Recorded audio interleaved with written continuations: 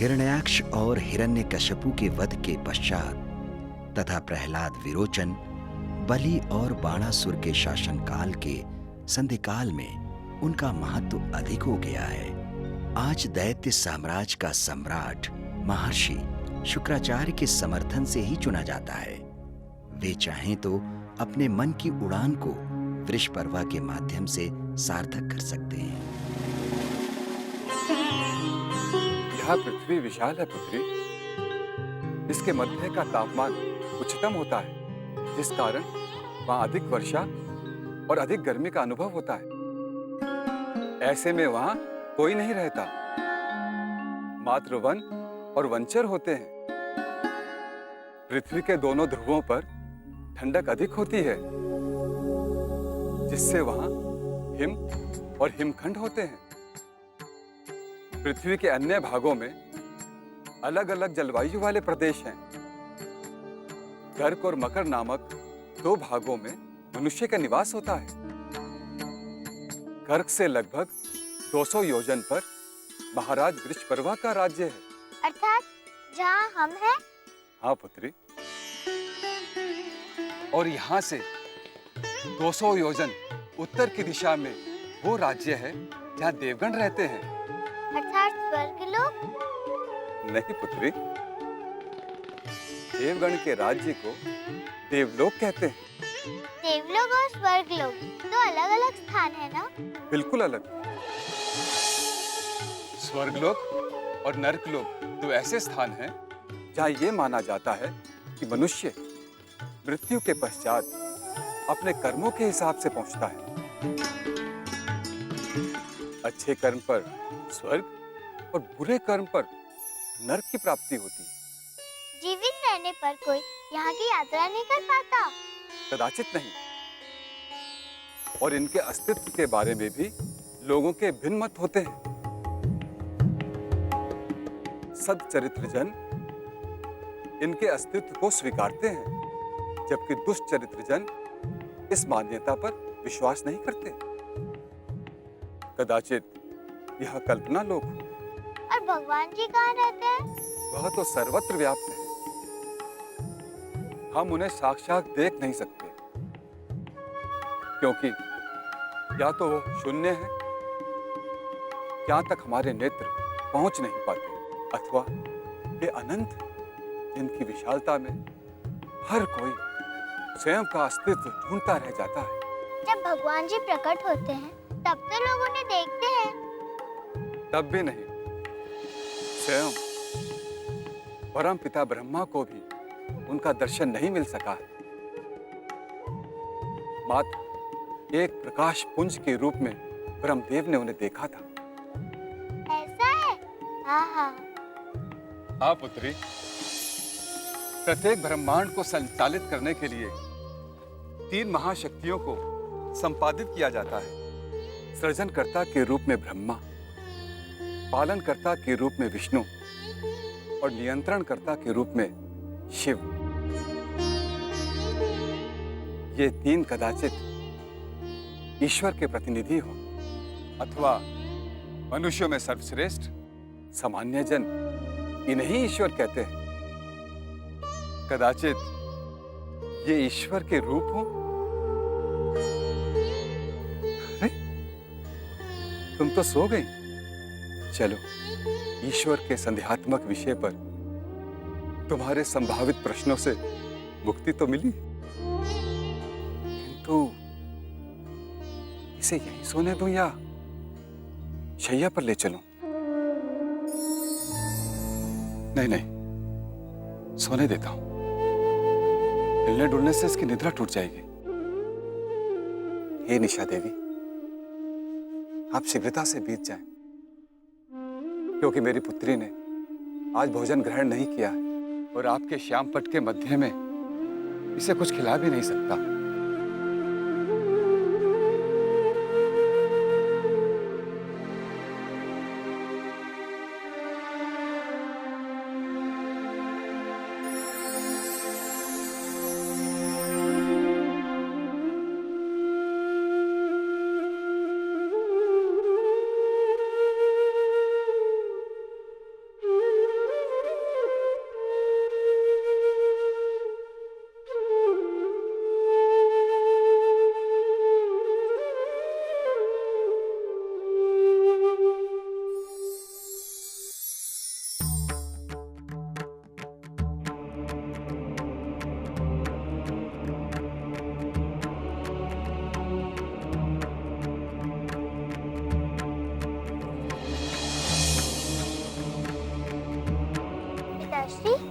आप सोए नहीं? नहीं पुत्री, सोचा तुम्हें सुला दूं, फिर सो जाऊं। चलें कुटिया के भीतर शैया पर। क्या हम बाहर सोए हैं? तुम मुझसे कथा सुन रही थी और सुनते सुनते सो गई। पिताश्री, मुझे भूख लगी है।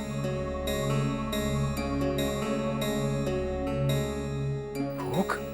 हाँ, बहुत तेज भूख लगी है। अति शीघ्र कुछ खाने को दो। मुझे शीघ्र कुछ खाना है। ईश्वर, मैं तुम्हें इस रात्रि के प्रहर में कैसे खिलाऊं? मुझे कुछ करना होगा। देव को भूख लगी है। मैं रात्रि हूँ और अभी मेरा चौथा प्रहर प्रारंभ भी नहीं हुआ है, और ऐसे में गुरुदेव देव को कैसे कुछ खिला सकते हैं, क्योंकि वे एक ऋषि हैं। वह रात्रि के अंधेरे में न स्वयं भोजन ग्रहण करते हैं और न ही अपनी पुत्री को ग्रहण करने देंगे। ऐसे में बेचारे क्या करेंगे? देव को भोजन कैसे कराएंगे? और हमारी देव बिना भोजन किए कैसे रह पाएगी? मुझे कुछ करना होगा। उषा के पास चलती हूँ। इसका कुछ उपाय वो अवश्य बताएगी। उषा, उषा, उषा, उषा, अरे उषा, उषा उठ, सुनती क्यों नहीं? कौन? मैं निशा। ओ निशा, मुझे विश्राम करने दे। अभी मेरे कर्तव्य निर्वाह का समय नहीं है। प्रहर बाद शुरू होगा।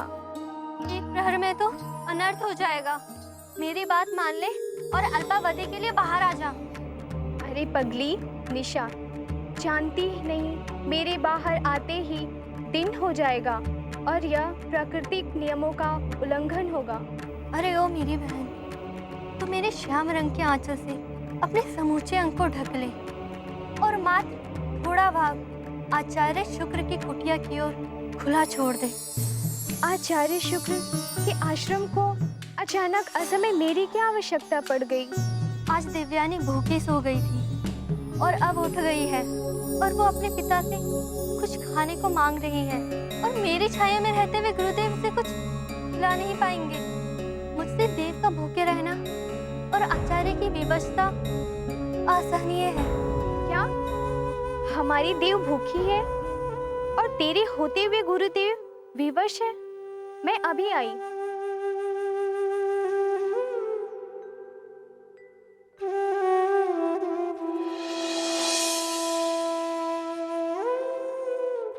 अरे, इतनी शीघ्रता से प्रकाश फैल गया। बातों में पता ही नहीं चला। पिताश्री, हम मिष्ठान खाएं? हाँ पुत्री, तुम झट से नित्य कर्म कर लो, और मैं भी। हे देव, आज के लिए कुछ त्रुटि हो जाए तो क्षमा करना।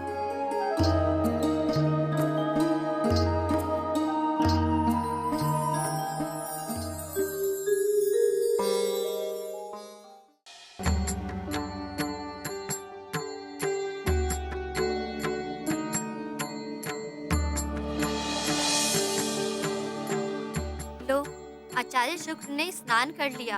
अब वे कुटिया की ओर जा रहे हैं। वो देख, हमारी देव अपने मिष्ठान के साथ कितनी प्रसन्न है। अरे, इस मिष्ठान की सुगंध दूर दूर तक पहुंच रही है। ये बहुत ही स्वादिष्ट होगा। और क्या, बहुत स्वादिष्ट बनाया है मैंने। एक पल रुको पुत्री, पहले इसे मैं तुम्हें खिला देता हूँ।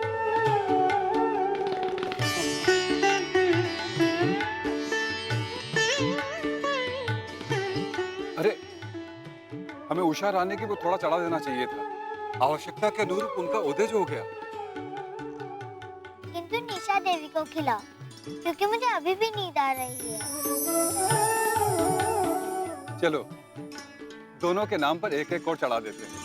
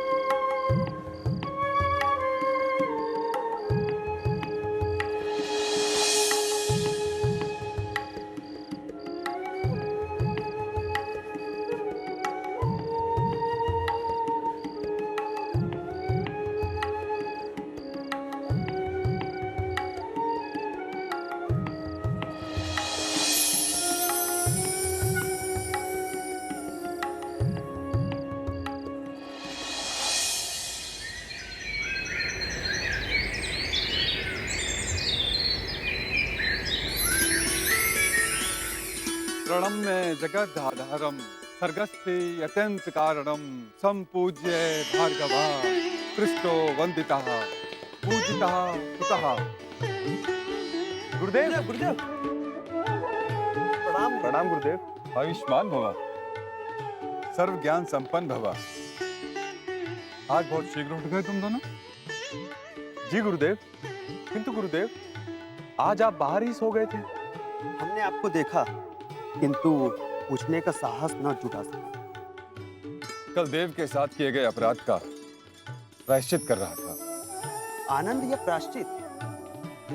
देव के सामने यदि मुझे जीवन भर प्रायश्चित करना पड़े तो मैं अपने जीवन का सौभाग्य समझूंगा। दैत्य और देवों की 3 पीढ़ियां मेरे सामने बीत चुकी हैं, किंतु मैंने देव जैसी निर्बल, सत्य और स्पष्ट संतान नहीं देखी। कदाचित काल चक्र से रंच मात्र भी प्रभावित नहीं होती है मेरी देव। उसके प्रारब्ध में क्या है पता नहीं, किंतु देव का प्रारब्ध भी उसका प्रारब्ध बनकर गौरवान्वित होता होगा। जी गुरुदेव। गुरुदेव, हमारी देव ने आपकी और महाराज की मित्रता को एक पीढ़ी और आगे बढ़ा दिया है। वो तो है, किंतु उनकी इस मित्रता से मुझे कष्ट होता है। वो कहते हैं ना, राकं वशतः सर्वं भक्तये वेति निश्चितम तदोपदेशा व्यर्थः स्युतः कार्य कार्य प्रबोध का। अर्थात जो कुछ भी होता है वो पिछले जन्मों के कर्मों के अनुसार होता है। कर्म और अकर्म के बोधक सभी उपदेश व्यर्थ है। लो, मालिनी तट आ गया। महाराज महारानी बड़े दयालु हैं। वे दोनों हमारी देव को भी उतना ही प्रेम करते हैं जितना अपनी श्रमिष्ठा को। हाँ, मैंने भी अनुभव किया है सांकृति, किंतु प्रारब्ध की गति को कोई नहीं समझ सकता। मैंने महारानी जी को सदैव ही किसी न किसी चिंता में निमग्न देखा।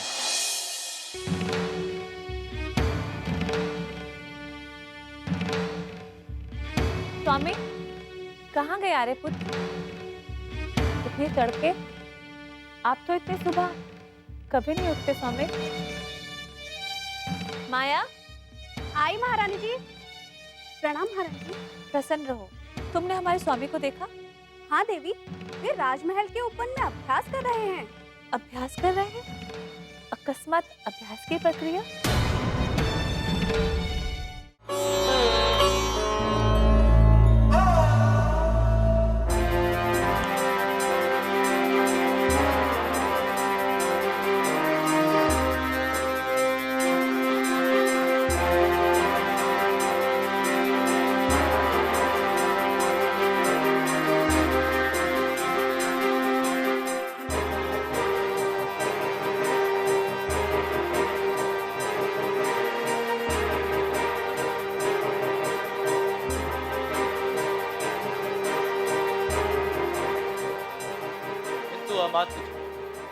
अति उत्साह हमारे लिए हानिकारक हो जाएगा, इसलिए हमें आज से युद्ध की आशंका को ध्यान में रखकर तैयारी प्रारंभ कर देनी चाहिए।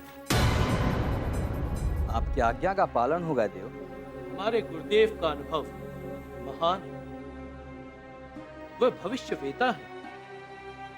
उनके मस्तिष्क में जो कुछ भी चल रहा है वह 100% कार्य के रूप में प्रत्यक्ष हो सकता है। इसीलिए हमें देवताओं की किसी भी चाल को निरस्त कर देने का हल सोचते रहना होगा। हमारी गज सेना देवों की गज सेना से उत्कृष्ट है। इंद्र का ऐरावत वृद्ध हो चुका है, क्योंकि महाराज आपके लिए तैयार किया गया गज सक्षम, युवा और ऐरावत से भी चपल है। यह तो बहुत अच्छी बात है अमात्य। इंद्र का उच्च सर्वा अब बहुत ही दुर्बल और मंद हो चुका है। उससे श्रेष्ठ 7 अश्व आपकी अतिरिक्त सेवा के लिए संभावित युद्ध में तैयार रहे। अच्छा, ये सब तैयारी हमारी सेना में चलती रही और हमें इसका अनुमान भी ना लग सका। स्वामी, गुरुदेव के घर देवराज का आना जाना होने लगा था और देवी देवयानी जी से हमारी राजकुमारी जी की घनिष्ठता हो गई है और राजकुमारी आपके अति निकट। ऐसे में इन तैयारियों की जानकारी स्वयं आप तक पहुंचाने से हमारे भेद को देवलोक तक पहुंच जाने की आशंका थी। मैं आपकी बुद्धिमानी से अति प्रसन्न हूं अमात्य।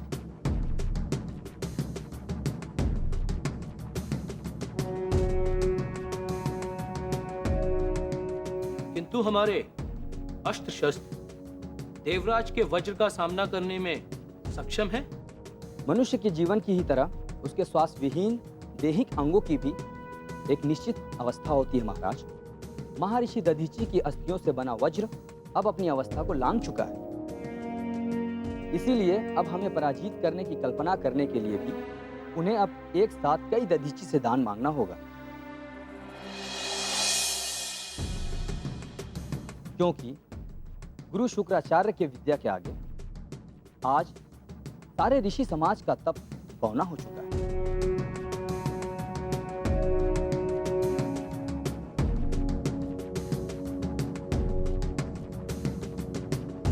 अकस्मात प्रातःकाल युद्ध से संबंधित शौर्य गाथा युद्ध होने की आशंका तो नहीं है? प्रणाम महाराज। शौर्यवान भव। हाँ देवी, आशंका ही नहीं, हमें लगता है कि युद्ध निकट है। हम चाहते हैं कि इस युद्ध की विभीषिका का महल की आंतरिक दिनचर्या पर कोई प्रभाव न पड़े, इसलिए इसका उत्तरदायित्व मैं आपको सौंपता हूं। हमारी शर्मिष्ठा अभी छोटी है, हम चाहते हैं कि उन्हें इन सब बातों से दूर रखा जाए। जैसी आज्ञा स्वामी। किंतु हमारी पुत्री हमारे मनोभावों को समझने की क्षमता रखती है। हाँ, वो ऐसी ही है। उन्हें हमारी पुत्री नहीं, पुत्र होना चाहिए। वो हमारे किसी भी कार्य में योगदान देने के लिए सदैव तत्पर है।